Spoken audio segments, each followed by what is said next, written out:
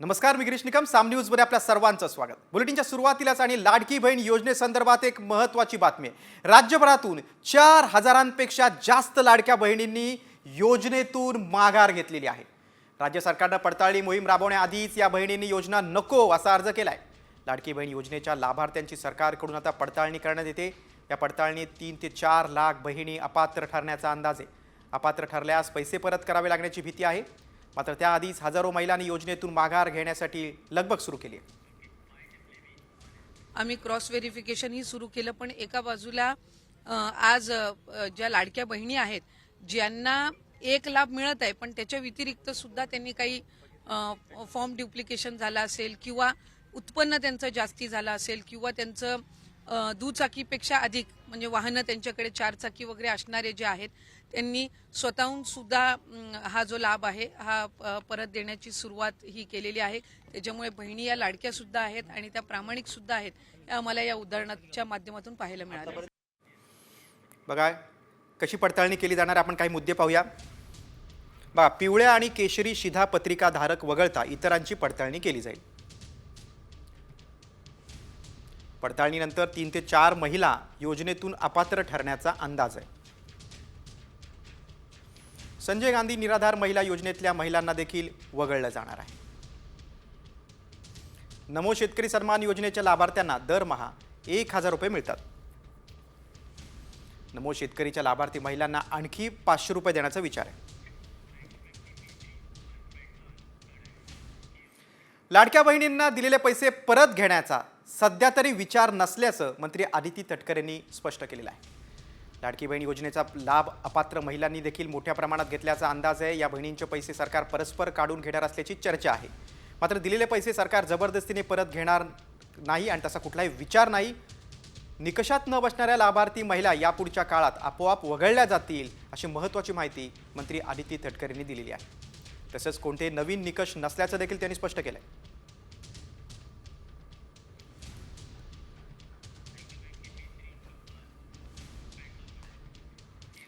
लाडकी बहीण योजनेनंतर आता शिक्षण विभागातला एक महत्त्वाचा निर्णय आहे. 10वी आणि 12वीच्या हॉल तिकिटावर जातीचा उल्लेख करण्यात आलाय. पहिल्यांदाच बोर्डाच्या परीक्षेच्या हॉल तिकिटावर जातीचा उल्लेख झालाय, त्यामुळे पालकांना देखील धक्का बसलाय. जातीचा वेगळा कॉलम हॉल तिकिटावर कशासाठी असा प्रश्न पालक मार्गाने विचारलाय. मात्र शाळेत विद्यार्थ्यांची कोणती जात नोंदवण्यात आली याची माहिती पालकांना व्हावी यासाठी जातीचा उल्लेख असल्याचं स्पष्टीकरण बोर्डानं दिलंय. तर जातीची नोंद चुकीची असल्यास पालकांना योग्य ती कागदपत्र देखील सादर करून ती दुरुस्त करता येईल असं बोर्डाचं म्हणणं आहे.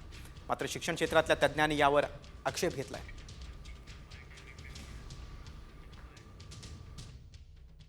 हॉल तिकीटवर जात प्रवर्गाचा उल्लेख करणं यासाठी चुकीचं आहे की विद्यार्थ्याची आयडेंटिटी आपण खऱ्या अर्थानं परीक्षेमध्ये झाकतो, जेणेकरून परीक्षकाच्या मनामध्ये कुठल्याही प्रकारचा बायस निर्माण होणार नाही. यासाठी नंबरवर सुद्धा स्टिकर झाकलं जातं आणि इथे तुम्ही परीक्षेच्या हॉलमध्ये विद्यार्थ्याची जात कोणती आहे ही सरळ सरळ जाहीर करता, हे अत्यंत चुकीचं आहे.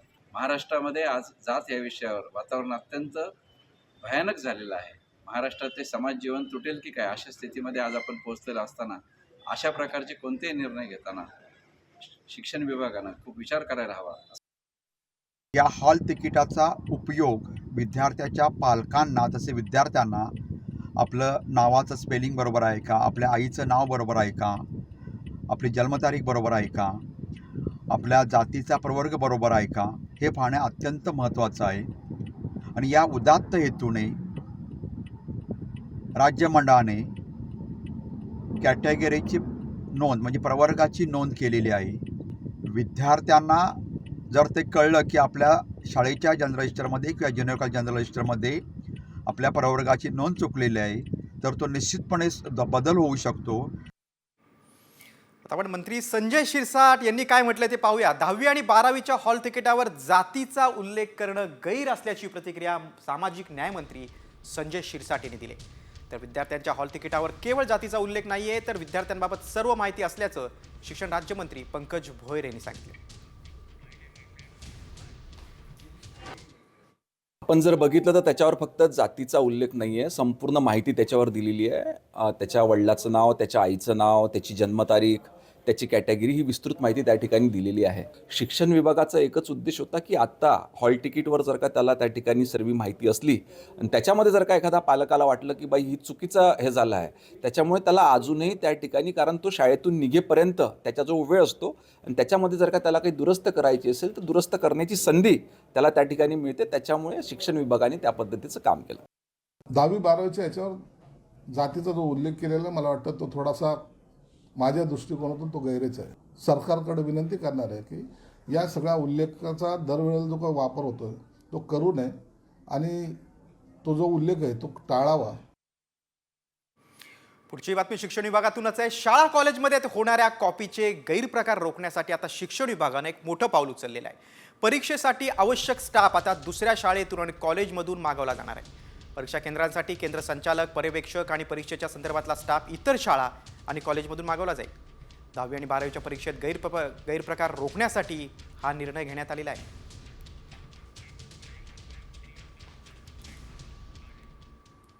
आता इतर बातम्यांकडे. सामाजिक कार्यकर्त्या अंजली दमानी यांनी वाल्मिक कराडवर आणखीन काही आरोप केलेत.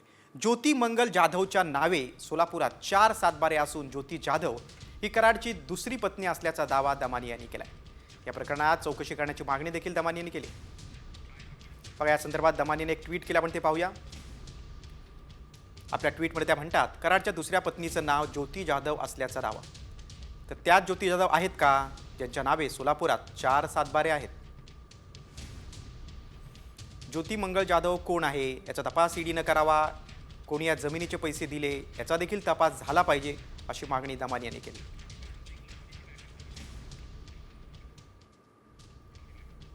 दमानी यांची आता वाल्मिक कराडवर नवे आरोप आहेत. वाल्मिक कराडची जसजसं चौकशी होती तसतशीच त्याची संपत्ती समोर येते. ज्योती जाधवच्या नावाने सातबारा असल्याचा आरोप आता दमानी यांनी केलेला आहे. पुण्यात देखील 3 फ्लॅट असल्याची माहिती समोर आलेली आहे.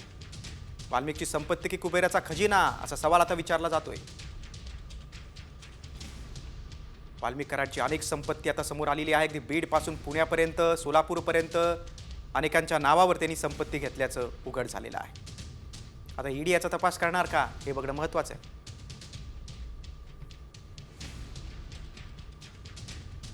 सामाजिक कार्यकर्त्या अंजली दमानिया यांनी वाल्मिक कराडवर नवीन आरोप केलेत.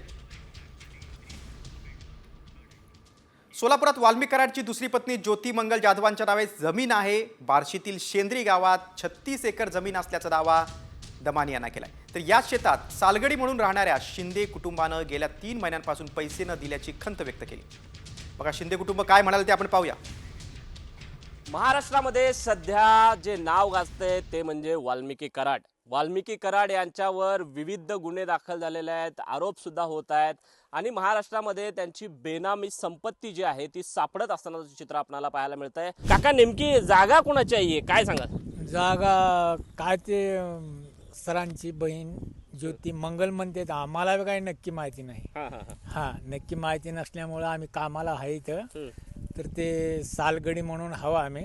बर, ते आता 2-3 महिने दिवस झालं काय येत नाहीत, काय नाही. साधारण किती एकर क्षेत्र आहे आणि काय काय पिकं घेतली जातात इथं? नाही, पिकं काय हे समोरचे आहे हे पिकं आहेत सर, दुसरं काय नाही. बघा इथे किती जे आहे एकर आहे?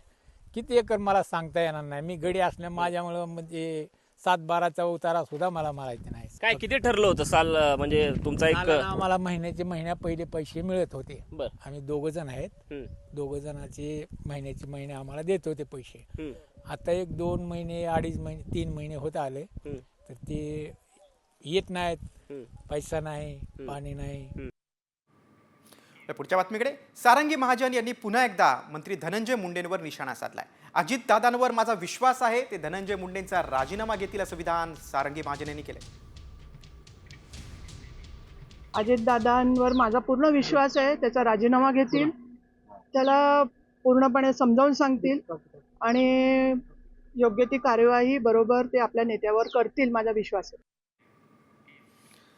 सरपंच संतोष देशमुख हत्या प्रकरणात धनंजय मुंडे यांचं नाव समोर आल्यानं त्यांच्या राजीनाम्याची मागणी तर जोर धरतेच आहे. सामाजिक कार्यकर्त्या अंजली दमानिया यांनी देखील मुंडेंविरोधात आणखीन एक पुरावा आता शेअर केलाय. व्यंकटेश्वर इंडस्ट्रीयल सर्व्हिसेस नावाच्या कंपनीचे कागदपत्र शेअर करत दमानिया यांनी मुंडेंकडे आर्थिक लाभाचं पद असल्याचा आरोप केला आहे. त्यामुळे मुंडेंचा राजीनामा घ्या अशी मागणी अंजली दमानिया यांनी केली. बघा दमानियाने या संदर्भात काय ट्विट केले आपण पाहूया. हे ऑफिस ऑफ प्रॉफिट आहे. लाभार्थी धनंजय मुंडेचा ताबडतोब राजीनामा घ्या. व्यंकटेश्वर इंडस्ट्रियल सर्व्हिसेस नावाच्या कंपनीचे majority share holder Dhananjay Munde, Rajshree Dhananjay Munde आहेत. यात आधी वाल्मिक कराड डायरेक्टर होते, आजही ते शेअर होल्डर आहेत. ही कंपनी फ्लाय ॲश विकते. महाजेनको ही कंपनी महाराष्ट्र राज्य विद्युत मंडळाची होल ओन सबसिडियरी आहे. असं असताना एक मंत्री त्या कंपनीतून आर्थिक लाभ घेतोय. या कंपनीतून आर्थिक लाभ कसा मिळू शकतो असा सवाल अंजली दमानियाने विचारला. एक सराईत गुन्हेगाराला 2 शासकीय अंगरक्षक कसे आहे असा सवाल अंजली दमानिया यांनी विचारलाय. वाल्मिक कराडवर खंडणीचा FIR झाला त्या दिवसापर्यंत त्याला शासकीय सुरक्षा होती असं ट्विट देखील दमानियांनी केले.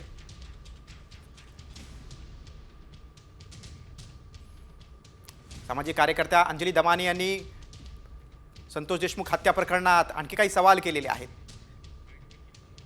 अंजली दमानिया यांनी काय ट्विट केलं आपण पाहूया.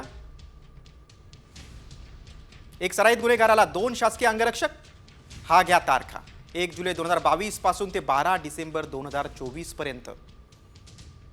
म्हणजे खंडणीचा FIR झाला त्या दिवसापर्यंत यांच्या जीवाला धोका होता हे आपल्या बुद्धीला तरी पटेल का असं ट्विट करत अंजली दमानिया यांनी वाल्मिक कराडवर निशाणा साधलाय. संतोष देशमुख हत्या प्रकरण चर्चेत असतानाच आता अंबेजोगाई तालुक्यामध्ये महिला सरपंचाला खंडणी मागितल्याचा धक्कादायक प्रकार समोर आलाय.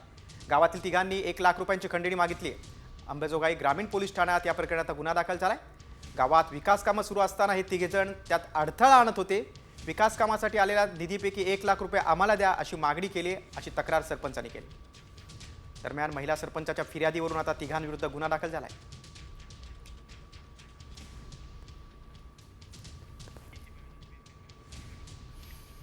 महिला सरपंचाला 1 लाखाची खंडणी मागितली. ज्या तिघांनी खंडणी मागितली त्यांच्या विरोधात अंबेजोगाईमध्ये आता गुन्हा दाखल झालाय.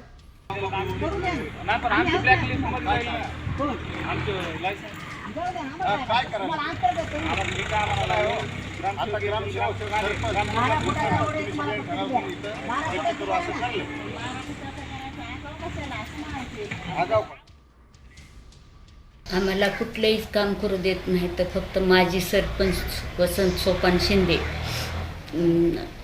अनिल लालासाहेब देशमुख, ज्ञानोबा श्रीमंत देशमुख ही खंडणी मागतात सारखंच. आम्हाला म्हणतात की तू पैसे जर दिलीस तर तुला काम करू देणार नाही तर काम करू देणार नाही. शाळेचं काम 4 लाखाचं आलंय तर त्याच्यातले 1 लाख रुपये दे म्हणून मी ग्रामपंचायतच्या मधून काम आटपून शाळेकडे चालले होते तर त्यांनी मला तिघांनी अडविलं. आम्हाला न्याय द्या, नाही तर उपोषणाचं आम्ही हे करणार, निवेदन देणार, आत्मदहन करणार आहे. बीडमध्ये महिला सरपंचाकडे खंडणी मागितली तर तिकडे लातूरमध्ये एका सरपंचाला मारहाण केलेली आहे, अगदी बेदम मारहाण केलेली आहे. लातूर जिल्ह्यातील एका गावामध्ये शेडोळवाडी नावाचे जे गाव आहे त्या गावातील हा सगळा धक्कादायक प्रकार आहे. निलंगा तालुक्यातल्या शेडोळवाडीमध्ये हा प्रकार घडला. किरकोळ वादाचं रूपांतर मारहाणीचा. गावातल्या 2 तरुणांनी या सरपंचावर हल्ला चढवला. सरपंचाला बेदम मारहाण करतानाचा व्हिडिओ आता समोर आला आहे. मात्र तक्रार देऊनही पोलीस दखल घेत नसल्याचा आरोप संबंधित सरपंचांनी केलाय.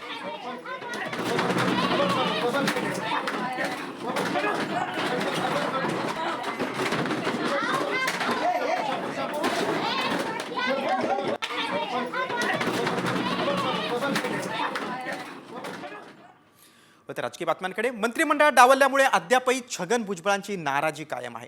मात्र आज शिर्डीमध्ये भरलेल्या राष्ट्रवादी काँग्रेसच्या अधिवेशनासाठी भुजबळ उपस्थित होते. खासदार प्रफुल्ल पटेल, सुनील तटकरेंनी गळ घातल्यामुळे मी आलोय, मात्र नाराजी दूर झाली नाही अशी प्रतिक्रिया आज छगन भुजबळ यांनी दिली. नाराजी वगैरे दूर झाले की नाही हा मुद्दा येत नाही. हे पक्षाचं शिबिर आहे, कुणाही व्यक्तीचं शिबिर नाही. मला काल सुद्धा जे आहे प्रफुल्लभाई पटेल हे 2 तास येऊन भेटले आणि त्यांनी सांगितलं थोडा वेळ तरी तुम्ही यायला हवं, गळ घातली. प्रांताध्यक्ष तटकरे यांनी सुद्धा फोन करून सांगितले तुम्ही थोडा वेळ तरी यायला पाहिजे, म्हणून मी आलेलो आहे. शिर्डीतल्या बातमीनंतर आता सैफ अली खान हल्ला प्रकरणाकडे वळूया. या संदर्भात आरोपीचा आणखीन एक व्हिडिओ आता समोर आलेला आहे. हल्ल्यानंतर आरोपी वांद्रे येथून दादरला गेला होता. दादर स्थानकातून बाहेर पडतानाचा त्याचा व्हिडिओ समोर आलाय. आरोपीनं दादरमध्ये खरेदी केल्याचं देखील समोर आलेलं आहे. सैफ अली खानवर हल्ला केला, त्यानंतर इमारतीतून बाहेर पडून हा हल्लेखोर दादरमध्ये गेला होता. दादरमध्ये त्यांनी खरेदी केला, तो व्हिडिओ आता समोर आलेला आहे.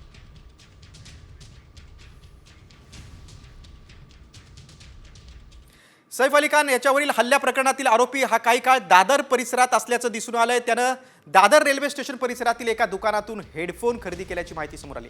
त्याने या दुकानातून 50 रुपयांचा हेडफोन खरेदी केला. तो या दुकानात आल्याचं सीसीटीव्हीत स्पष्ट दिसतंय. आरोपीचा चेहरा स्पष्टपणे कॅमेऱ्यात कैद झालाय. सैफच्या परिसरातील डेटा डंप करण्यात आलाय. तरीही 2 दिवसांपासून हल्लेखोर पोलिसांना झुंजवत असल्यानं आता तपासावर प्रश्नचिन्ह निर्माण झालंय.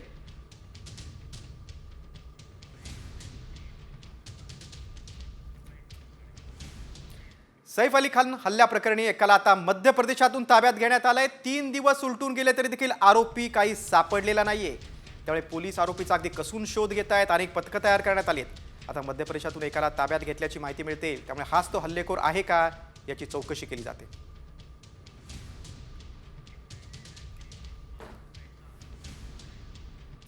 आता करीना कपूरच्या जबाबाकडे आपण वळूया.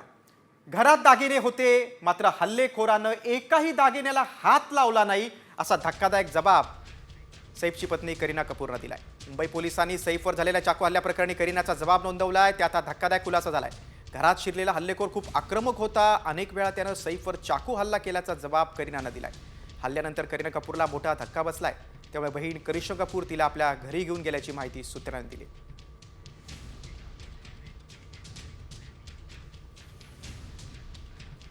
बघा करीना कपूरचा जबाब कसा आहे. हल्लेखोर घरात आला तेव्हा खूप आक्रमक होता. आक्रमक हल्लेखोरानं सैफवर अनेक वेळा वार केले. बचावासाठी आम्ही सर्वजण 12व्या मजल्यावर कसेबसे पोहोचलो. घरात दागिने समोरच ठेवले होते. आरोपीनं दागिन्याला हातही लावला नाही.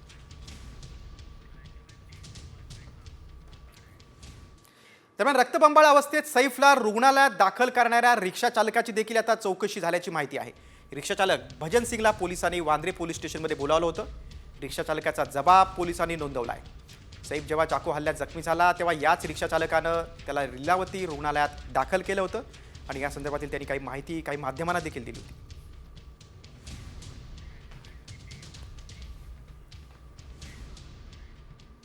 इतर बातम्यांकडे बातमी आता पिंपरीतून. चिखलीमध्ये सावकाराच्या जाचाला कंटाळून एका कुटुंबानं सामूहिक आत्महत्येचा प्रयत्न केलाय.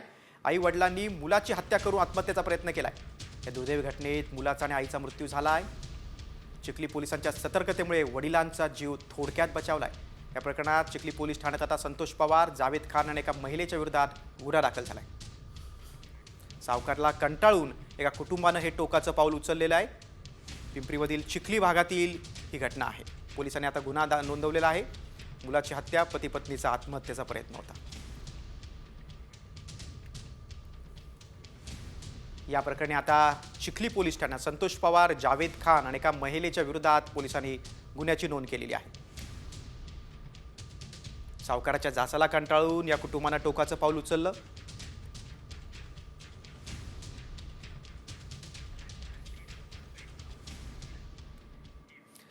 आणि आता महाराष्ट्राला हादरवणारी बातमी. जादू टोण्याच्या संशयावरून एका 77 वर्षांच्या वृद्ध महिलेची नग्न धिंड काढण्यात आलेली आहे. तिला सळीचे चटके आणि मिरचीची धुरी देखील देण्यात आली. तोंडालाही काळं फासण्यात आलं. मेळघाटातल्या चिखलदरा तालुक्यातल्या रेहटाखेडा गावातला हा सगळा धक्कादायक प्रकार आहे. एका वृद्ध महिलेची जादू टोण्याच्या संशयावरून गावातून नग्न धिंड काढण्यात आली. या महिलेनं तिच्या मुलांसह चिखलदरा पोलीस स्टेशनमध्ये आता धाव घेतली. मात्र पोलिसांनी फक्त मारहाणीचा गुन्हा दाखल केलाय.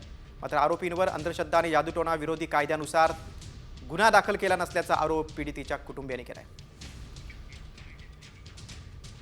हम लोगों ने उसे बांध के रखा, 3-4 बजे से बांध के रखा और सुबह 7-8 बजे गांव बुला लिया.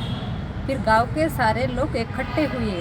वो लोग इकट्ठे होने के बाद में उसको मिर्ची का धुनी लगाया गया. उसको लोहा गर्म करके लोहा का चटका भी दिया. फिर उसके बाद में उन लोगों ने उसका मुंह में काला पोट डालकर उसको कपड़े का गठोड़े भोजा के चप्पल का हार पहनाया और गांव घुमाया और गांव से बाहर निकाल दिया। और मैं न्याय के लिए बहुत तड़प रही हूँ कि आप मुझे न्याय दिला सकते क्या? पुढची बातमी आता मुंबईतून आहे. मुलुंडमध्ये मनसेचा कार्यकर्त्यांचा परप्रांतीयाला चोप आहे. मराठी कुटुंबाला परप्रांतीयानं अरेरावी केल्यानं मनसेचे कार्यकर्ते संतप्त झाले आणि त्यांनी संबंधिताला चोप दिला. परप्रांतीय मराठी कुटुंबावर धावून गेला होता. मुलुंड पश्चिम येथील फास्ट फूड कॉर्नरवर ही घटना आहे. परप्रांतीयाची अरेरावी होती. त्यानंतर मनसेचे कार्यकर्ते तिथे आले आणि त्यांनी परप्रांतीयाला माफी मागायला लावली आणि चोप दिला. मुलुंडमधील ही घटना आहे.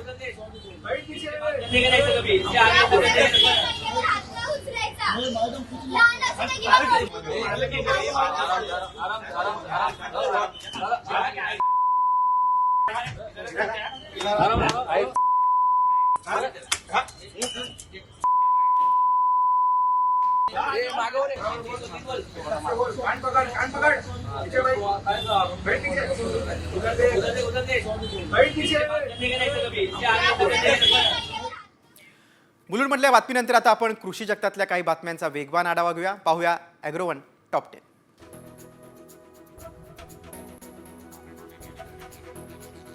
नंदुरबार जिल्ह्यात 3 दिवसांपासून ढगाळ वातावरणामुळे आंबा बागांना फटका बसलाय. आंब्याच्या मोहरांवर थ्रिप्स रोगाची लागण टाळण्यासाठी कीटकनाशक फवारणी सुरू आहे. अवकाळी पावसानंतर पुन्हा आंबा उत्पादक शेतकरी आता संकटात येण्याची शक्यता आहे.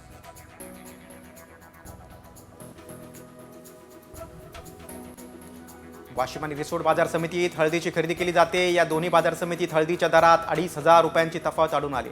त्यामुळे शेतकऱ्यांचं मोठं नुकसान होतंय.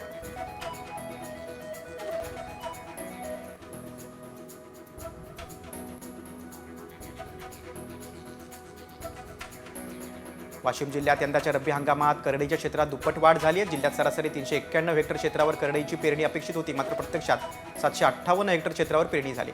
सरासरी क्षेत्राच्या तुलनेत जवळपास दुपटीनं करडईचं क्षेत्र वाढलंय.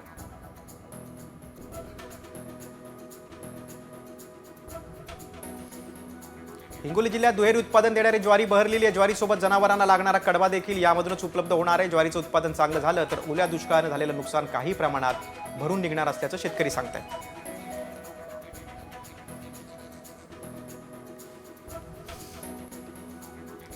सांगलीच्या शेतकऱ्यांना डाळिंबाला पुणे मार्केटमध्ये प्रति किलोला 138 पासून ते 280 रुपयेपर्यंत भाव मिळतोय. त्यांनी पाठवलेल्या अख्ख्या वाहनातील डाळिंबाला सरासरी 200 रुपयाचा भाव मिळाला, त्यामुळे शेतकऱ्यांना समाधान व्यक्त केलंय.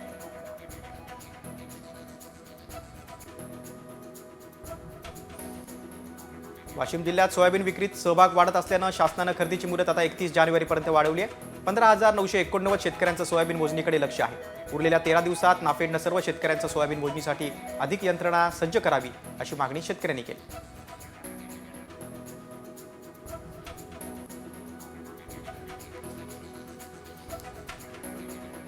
हिंगोली जिल्ह्यात शेतकऱ्यांवर रब्बीच्या हंगामात मोठं संकट कोसळलंय. शेतात तोडणीला आलेल्या हरभरा पिकात जंगलातील वानरांचं कळप शिरलंय. वानरांनी हरभरा फस्त केल्यानं शेतकऱ्यांचं उत्पादन निम्म्यावर आलंय. वन विभागानं नुकसान भरपाई द्यावी अशी मागणी शेतकऱ्यांनी केली.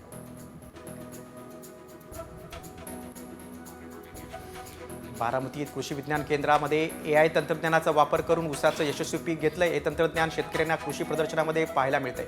AI तंत्रज्ञानाचे घेतलेले ऊसाचं पीक हे शेतकऱ्यांच्या आकर्षणाचा केंद्रबिंदू ठरलाय.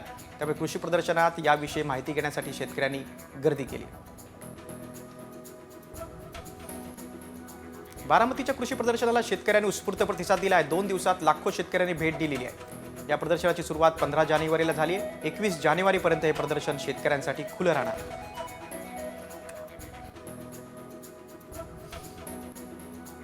बारामतीत कृषी प्रदर्शनामध्ये 1.5 टनाचा रेडा पाहायला शेतकऱ्यांनी गर्दी केली. कृषी प्रात्यक्षिक प्रदर्शनामध्ये जनावरांचं देखील प्रदर्शन भरवण्यात आलंय. यामध्ये गाई, म्हशी, शेळी, बोकड शेतकऱ्यांना पाहायला मिळत आहे.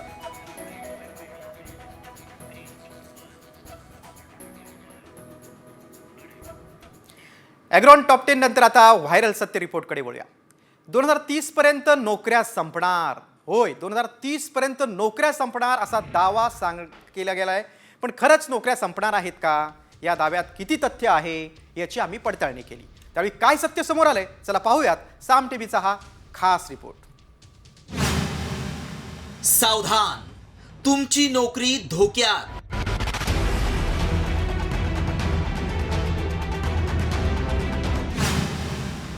...2030 पर्यंत नोकऱ्या संपणार.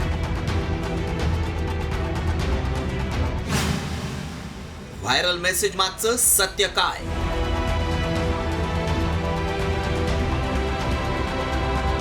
तुम्ही नोकरी करत असाल तर सावध व्हा, कारण 2030 पर्यंत तुमची नोकरी राहील की नाही याची गॅरंटी नाही. कारण 2030 पर्यंत नोकऱ्या संपून जातील असा दावा करण्यात आलाय. नोकरी म्हणजे रोजीरोटी. नोकरीच नसेल तर कुटुंब कसं सांभाळणार? पैसे आणायचे कुठून? असे प्रश्न आपल्याला पडलेच असतील. मात्र हे नक्की काय आहे याची सत्यता जाणून घेणं गरजेचं आहे. त्याआधी मेसेजमध्ये काय दावा केलाय पाहूया. नवीन तंत्रज्ञानामुळे 2030 पर्यंत नोकऱ्यांमध्ये मोठे बदल होणार. भौगोलिक आर्थिक तणाव आणि दबाव यामुळे जगभरातील उद्योग आणि व्यवसायांवर परिणाम होईल. 2030 पर्यंत 9,20,00,000 नोकऱ्या संपून जातील. हा दावा फ्युचर ऑफ जॉब्स रिपोर्ट मधून करण्यात आलाय. त्यामुळे या दाव्यात तथ्य आहे का हे जाणून घेणं गरजेचं आहे. कारण जे नोकरी करतात त्यांच्यासाठी हे खूप महत्वाचं आहे. त्यामुळे आम्ही याची सत्यता पडताळून पाहिली. यात कोणत्या क्षेत्रातील नोकऱ्या कमी होऊ शकतात ते देखील पाहूया. कॅशियर आणि तिकीट लिपिक, प्रशासकीय सहाय्यक, कार्यकारी सचिव, क्लीनर आणि हाऊसकीपर, अकाउंटंट आणि ऑडिटर, कंडक्टर तसंच सुरक्षा रक्षक. तर कोणत्या नोकऱ्यांवर परिणाम होणार नाही यावर देखील नजर टाकूया. शेतमजूर, मजूर, light truck delivery service driver, trade कामगार, दुकान विक्री करणारे, कार, व्हॅन चालक, नर्सिंग व्यावसायिक विद्यापीठ आणि शिक्षक. येत्या 5 वर्षात प्रचंड वेगानं तंत्रज्ञान अवगत होईल. त्याचा परिणाम नोकऱ्यांवर होऊ शकतो. त्यामुळे आमच्या पडताळणीत काय सत्य समोर आलं पाहूया. येत्या 5 वर्षात तंत्रज्ञान क्षेत्रात बदल होतील. AI आणि बिग डेटा यांचाही समावेश आहे. कमी वेळेत प्रचंड काम करण्याचं तंत्रज्ञान अवगत होईल. सरसकट नोकऱ्या मात्र जाणार नाहीत. बदलत्या काळानुसार आपल्यालाही बदलायला हवं. हा फक्त रिपोर्ट आहे. त्यामुळे सध्या तरी तुम्ही टेन्शन घेऊ नका. नवीन नोकऱ्याही यासोबत नक्कीच निर्माण होतील. ब्युरो रिपोर्ट, साम टीव्ही न्यूज.